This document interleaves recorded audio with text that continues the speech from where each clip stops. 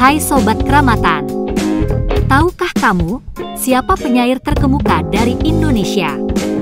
Sebelum lanjut ke pembahasannya, alangkah baiknya untuk tinggalkan like dan subscribe-nya agar channel ini bisa terus berkembang dan memberikan informasi-informasi untuk kita semua.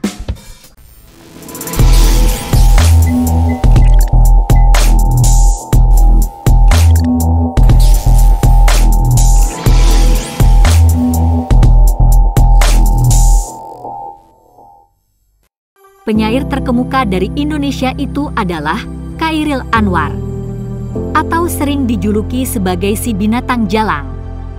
Dari karyanya yang berjudul Aku.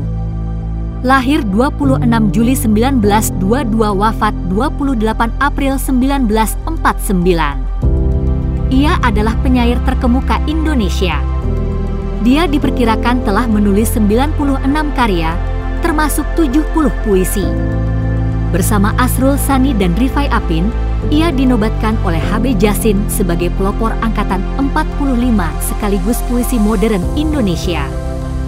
Chairil lahir dan dibesarkan di Medan, sebelum pindah ke Jakarta dengan ibunya pada tahun 1940, di mana dia mulai menggeluti dunia sastra. Setelah mempublikasikan puisi pertamanya pada tahun 1942, Chairil terus menulis. Puisinya menyangkut berbagai tema, mulai dari pemberontakan, kematian, individualisme, eksistensialisme, hingga tak jarang multi-interpretasi. Chairil Anwar mulai mengenyam pendidikan di Hollands Heinlandse School HIS atau Sekolah Dasar untuk Orang-orang Pribumi pada masa penjajahan Belanda.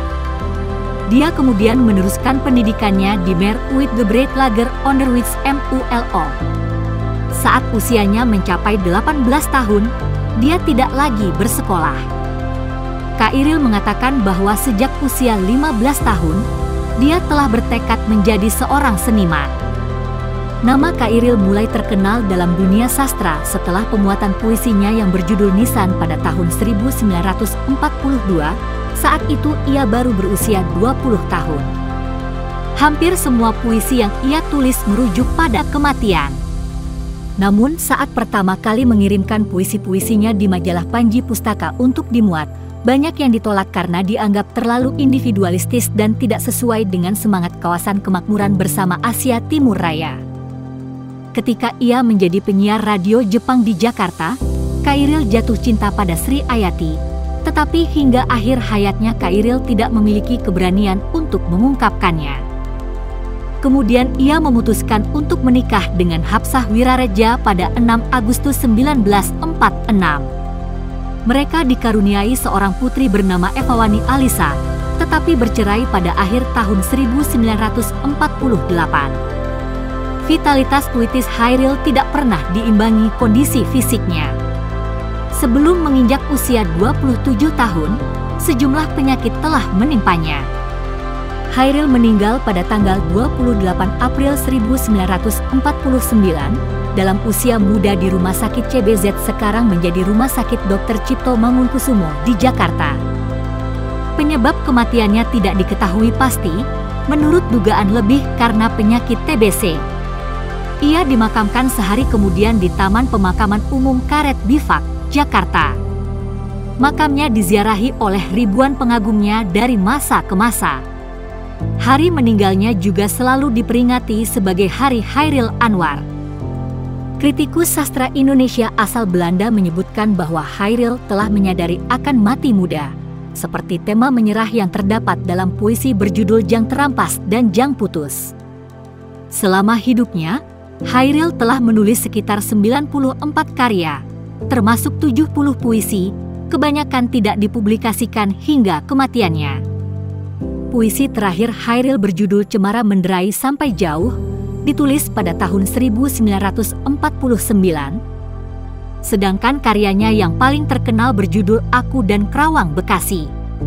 Semua tulisannya, baik yang asli, modifikasi, atau yang diduga dijiplak, dikompilasi dalam 3 buku yang diterbitkan oleh Pustaka Rakyat.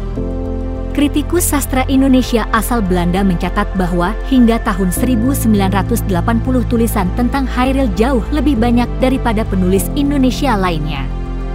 Kebanyakan di antaranya merupakan esai dari para penulis muda.